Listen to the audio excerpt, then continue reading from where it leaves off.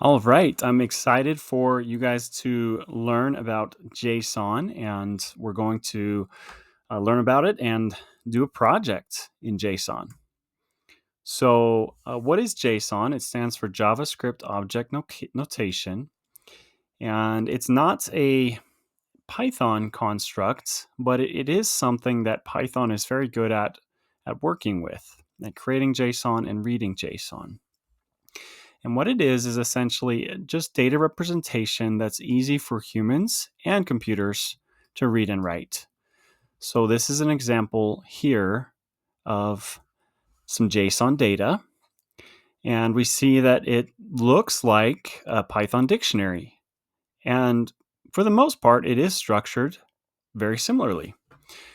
One difference, knowing that it is not Python, is that our data types are different. So our Booleans are not going to be capitalized because this is JavaScript, not Python.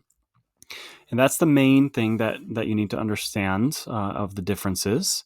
However, when we convert JSON into Python, we use a library called the JSON library, and that takes care of that conversion for us.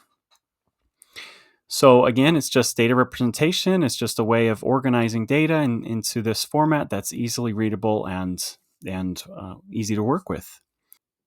It's very useful to know, and especially as we start working with things like RESTful APIs and pulling a lot of data or information from a system, often it will be formatted in JSON.